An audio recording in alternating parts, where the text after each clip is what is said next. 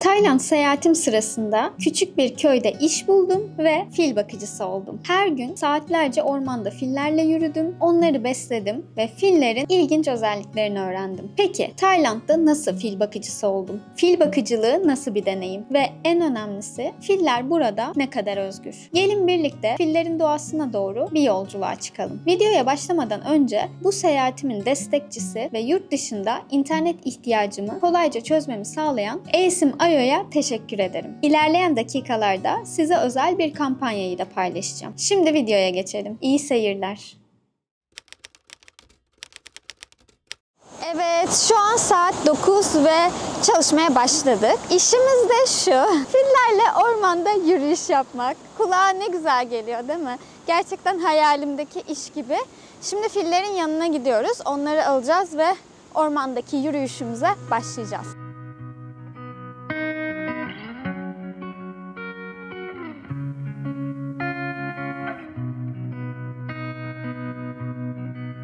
Burası Tayland'ın kuzeyindeki Chiang Mai şehrinden yaklaşık 3 saat uzaklıktaki bir köy.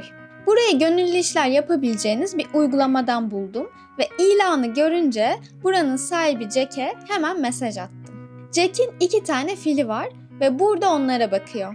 Bakmak derken sadece yemek vermek anlamında değil. Bu filler Jack'in çocukları gibi. Herhangi bir fil yetimhanesinden çok farklı bir yer burası. Videoyu izleyince neden böyle dediğimi daha iyi anlayacaksınız. Evet, şu an karşımda duruyorlar. Görmek ister misiniz? Çok tatlılar. Tanıştırayım, bu Paylin. 11 yaşında ve dişi. Bu da minik Kao'muz. 6 yaşında ve erkek. Burada şeker kamışı olduğunu biliyorlar. İlk başta o eve gidiyorlar. Çünkü orada genelde muz var. Buraya gelecekler, çağırıyor. Nasıl koşuyorlar? Bak şimdi.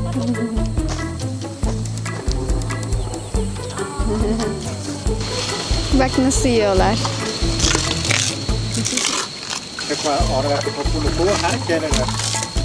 Beğenmediği parçasını da çıkartıp atıyor.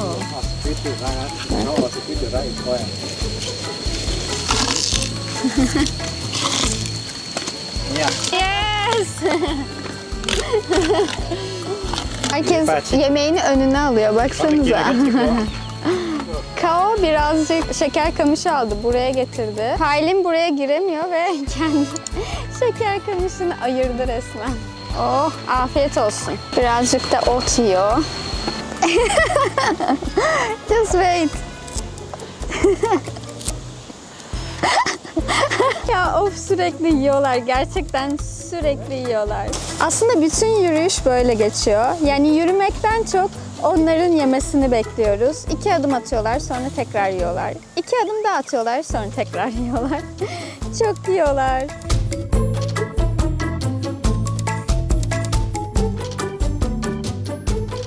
Huy.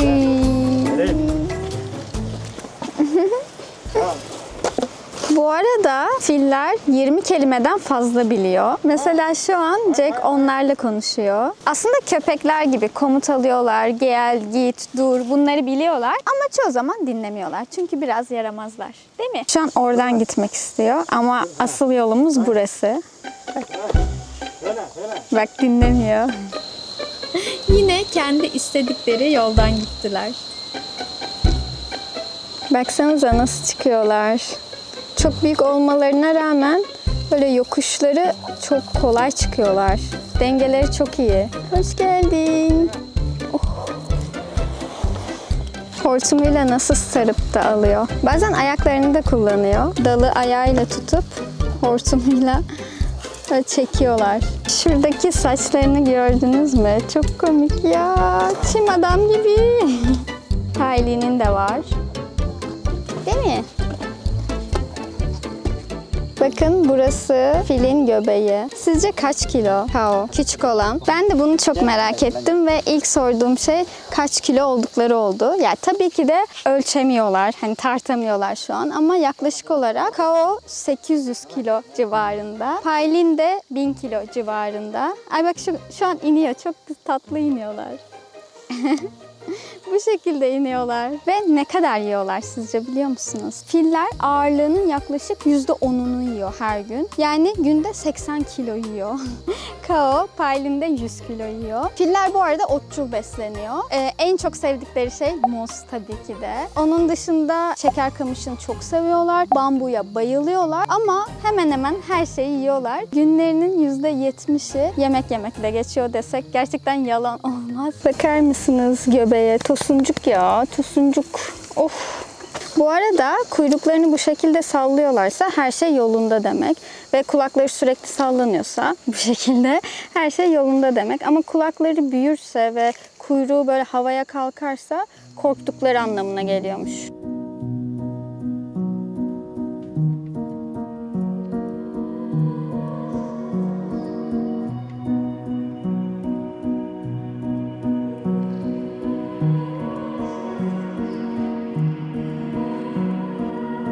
Buradaki günlerim sabah 9'dan öğlen 12'ye kadar fillerle ormanda yürüyüş yaparak ve onlara bakarak geçiyor.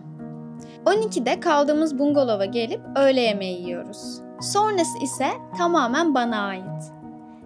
Yani burada sadece günde 3 saat çalışıyorum. Benim burada asıl yardım ettiğim iş Jack'in fillerle ilgili projesine sosyal medya desteği vermek. Hem kaldığım yerle hem de bu işle ilgili detayları ilerleyen kısımlarda ayrıntılı olarak anlatacağım.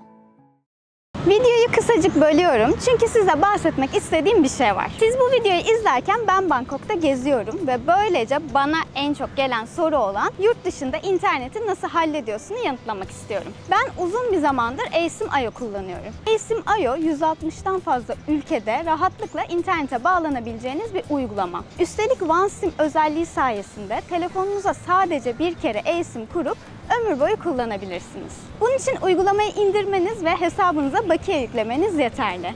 Bu aşamadan sonra uygulama size 2 seçenek sunuyor. Birincisi kullandıkça öde seçeneği. Eğer kısa bir tatile gidiyorsanız bunu seçebilirsiniz ve böylece harcadığınız kadar ödersiniz. İkincisi ise eğer uzun kalıyorsanız 30 günlük paketlerden yararlanabilirsiniz. Ben Bangkok, hatta tüm Tayland seyahatim boyunca eSIM-IO'yu kullandım. Üstelik şimdi açıklama kısmında verdiğim linkten uygulamayı indirip Yağmur 2 kodunu kullanırsanız $2 internet hediyeniz olacak. Uçaktan iner inmez stressiz rahat bir şekilde internete bağlanmak için eSIM-IO'yu indirin ve Yağmur 2 kodunu kullanın. Hadi şimdi videoya devam edelim. Evet, başka bir iş gününden günaydınlar. Yine fillerin yanına gidiyoruz. Bugün başka bir gönüllü daha var. Julia. Birlikte çalışacağız bugün.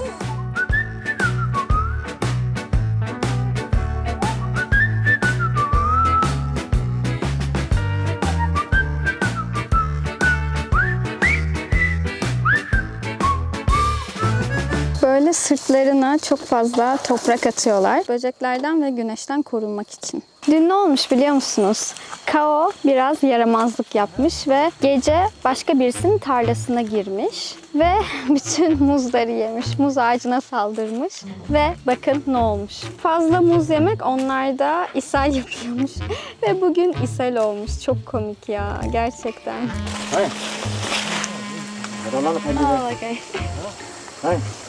Böyle çıkıyorlar bazı yerlerden oturarak. Çok tatlılar ya.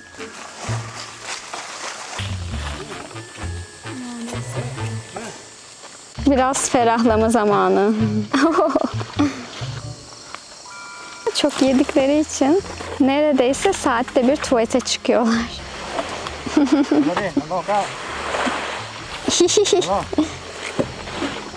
Şimdi diğer tarafı kaşıyacak. Çok tatlı. Götünü kaşıyor. Cilt ve vücut bakımı hala sürüyor. Uzun bir duş alıyorlar şu an. Çünkü bugün biraz hava sıcak. O yüzden daha çok mutlu oldular. Sanırım duşu bitti. Şimdi gidiyoruz. Baksanıza. Sırtını kaşıyor. So funny. Bu arada filler insanlar gibi yaklaşık 80 yıl yaşıyormuş. Bunu öğrenince gerçekten çok şaşırdım. Yaşam sürelerinin bu kadar uzun olduğunu hiç tahmin etmezdim.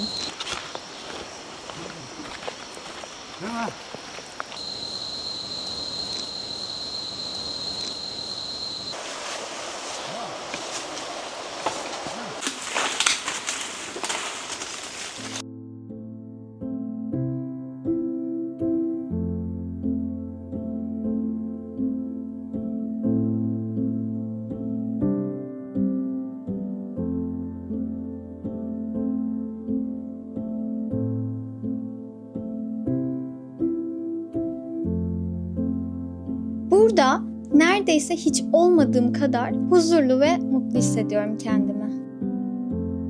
Ormanda yürümek, doğada olmak başlı başına güzel bir aktiviteyken bir de fillerle olmak gerçekten bir rüya gibi. Peki burayı ve bu işi nasıl buldun?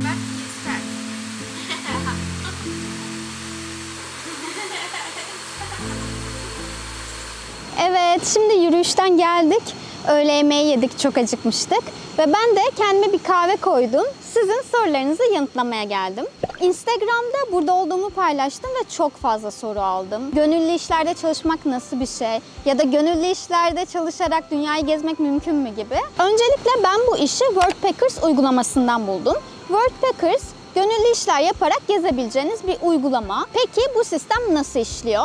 Öncelikle siteye üye oluyorsunuz. İşverenler de üye oluyor ve gideceğiniz yeri seçiyorsunuz. Seyahat planınız neresiyse. Sonra oradaki ilanları görebiliyorsunuz. Bunların içerisinde hostellerde çalışmak var, yoga eğitmeni olmak var ya da çocuklara İngilizce öğretmek var. Birçok iş ilanı var. Sizin için uygun olanı seçiyorsunuz ve eğer hostunuz sizi kabul ederse çalışmaya gidiyorsunuz. Aslında tam bir çalışma diyemeyiz buna. Yani 3-4 saat yardım ediyorsunuz kaldığınız yerde ne gibi bir yardıma ihtiyaçları varsa onlar da size konaklama sağlıyor. Bazı yerler yemek de sağlıyor. Bazı yerler üstüne para veriyor ya da sosyal sorumluluk projeleri ise bazı yerler küçük bir miktar bağış isteyebiliyor. Bu tamamen ilanın içeriğine bağlı. Son zamanlarda hep Worldpackers kullanıyorum. Ya başka uygulamalar da kullandım ama bence Worldpackers'ın iletişimi çok iyi. Aşağıya Worldpackers'ın linkini koyuyorum. Eğer üye olursanız $10'lık bir indirim kodu olacak. Gönüllü işler yaparak gezmek bence çok güzel bir şey. Eğer uzun süre seyahat ediyorsanız mutlaka denemenizi öneririm.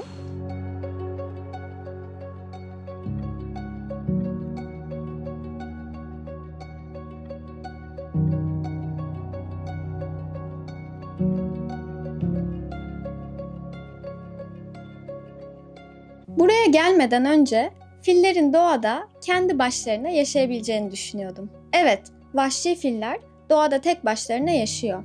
Ama yıllar önce evcilleştirilmiş ve insanların yanında doğan filler doğada tek başlarına yaşayamıyor ve barınamıyor. O yüzden bu fillerin insanlara ve bir bakıcıya ihtiyaçları var. Ancak fillere bakmak dışarıdan çok keyifli gözükse de bir o kadar da zor bir iş. Buradayken şunu düşündüm. Örneğin bir kediye bakmak çok kolay. Mamasını, suyunu veriyorsun. Tabi ilgilenmen de gerekiyor ama kediler günün yarısından çoğunu uyuyarak geçiriyor. Filler ise tam tersi. Günde sadece 5-6 saat uyuyor ve günlerinin çoğunu yiyerek geçiriyor. Ve onları doyurmak çok masraflı. Düşünsenize her gün 80-100 kilo yiyorlar ve bu özellikle lokal insanlar için çok maliyetli. Onun dışında sağlıklı olmaları için her gün yürüyüş yapmaları gerekiyor. Jack bu yürüyüş sırasında onları çok iyi gözlemliyor. Bir sorunları var mı? Yeterince tuvalete çıktılar mı? Hatta dışkılarının rengi nasıl diye bakıyor. Çünkü bir hastalık durumunda çok büyük oldukları için diğer evcil hayvanlar gibi kolayca veterinere götüremiyor. Açıkçası fil sahibi olmanın çocuk sahibi olmak kadar büyük bir sorumluluk olduğunu burada anladım. Ve tüm bunları öğrendikten sonra Jack bana filleri daha iyi koşullarda yaşatmak için yapmak istediği bir projeden bahsetti. Gelin size Jack'in ilginç yaşam hikayesini ve bu projesini anlatayım. Evet, kahvemi aldım geldim. Size biraz Jack'in hikayesinden bahsedeceğim. Çünkü etkileyici bir hikayesi var. Aynı zamanda tabii ki de fillerle alakalı. Jack aslında hep fillerle büyümüş. Küçükken dedesinin fili varmış ve dedesiyle hep ormana gidermiş. Fillerle yürüyüş yaparmış ve filleri gözlemlermiş. Sonra okul için şehre gitmiş ve ardından şehirde kalmış. Okulu bitirince fil yetimhanelerinde tur rehberi olarak çalışmaya başlamış. Fil yetimhaneleri de şöyle oluyor. Şimdi Tayland'da bir fil parkları var. Burada fillere eziyet ediyorlar. Yani fillerin üstüne biniyorlar ve filler tamamen turistlere hizmet ediyor. Yani gerçekten filler çalıştırılıyor resmen. Hayvanat bahçesi gibi düşünebilirsiniz. Bir de fil yetimhaneleri var. Bunlar da buradan kurtarılmış fillere hizmet ediyor. Şimdi şöyle oluyormuş. Ben de burada öğrendim. Anlatacağım şey biraz karışık. O yüzden şöyle başlayayım. Şimdi fillere bakmak çok zor. Çünkü çok yiyorlar. Yani gerçekten çok yiyorlar. Ben burada bir haftada ne kadar çok yediklerini gözlemledim. O yüzden bir insanın fillere bakmak için çok fazla paraya ihtiyacı var.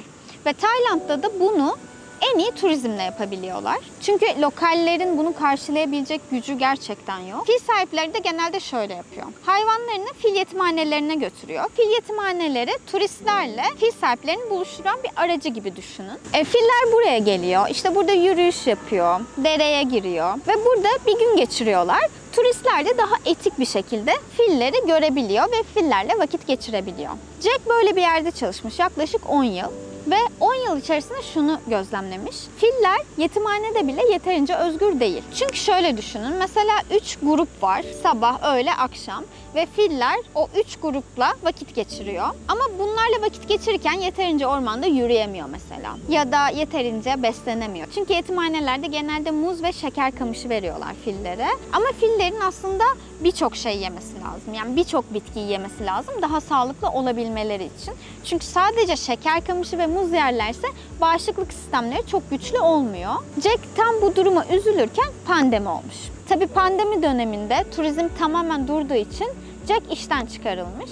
Sonra dedesinden kalan bu kocaman arsaya gelmiş. Yıllardır biriktirdiği şeyleri yapmanın iyi bir zaman olduğunu düşünmüş ve arkamda görmüş olduğunuz evi inşa etmiş öncelikle. Pandemi döneminde tabii yetimhaneler de kapandığı için Jack'in bir arkadaşı demiş ki benim 2 tane filim var, sana getirsem olur mu? Çünkü senin alanın çok geniş ve burada otlanacak çok yer var. O da tabii ki de demiş. Zaten fillerle vakit geçirmek istiyormuş. Yani tam denk gelmiş. Kao ve Pailin bu şekilde gelmiş. Aslında Jack'in burada yapmak istediği şey tam olarak şu. Filler fil gibi yaşasın. Yani ormanda 3-4 saat yürüsün, dilediği gibi hareket etsin. Ve buraya gelen insanlar da filleri olduğu gibi gözlemlesin. Mesela ben bir haftadır buradayım ve gerçekten filler ne istiyorsa onu yapıyor. Yani bu yoldan değil, diğer yoldan gitmek istiyorsa oraya gidiyor. Mesela bir saat bambu yemek istiyorsa bambu yiyor. Ya da gidip mesela başka bitkiler buluyorlar. Onlar için daha sağlıklı olan ve onları yiyorlar. Biz sadece onları gözlemliyoruz. Bu gerçekten çok güzel bir şey. Yani yetimhanenin de üstünde çok etik ve muhteşem bir proje. Tabii bunu yaparken turistlerin desteğine ihtiyacı var. Ya böyle bir guest house inşa etmiş. Demiş ki insanlar gelip burada kalsın. İsterse işte filleri gözlemleyebileceği turlar satın alsın. Ve gerçekten fikrine bayıldım. Yani Jack'in başarılı olmasını çok istiyorum. Çünkü burada yaptığı şey çok güzel. Ve filleri bu şekilde özgür görmek gerçekten çok güzel bir şey. Benim için burada olmak ve bu projeye yardım etmek gerçekten çok anlamlı. Ve umarım bir sonraki gelişimde çok daha fazla fil görebilirim burada.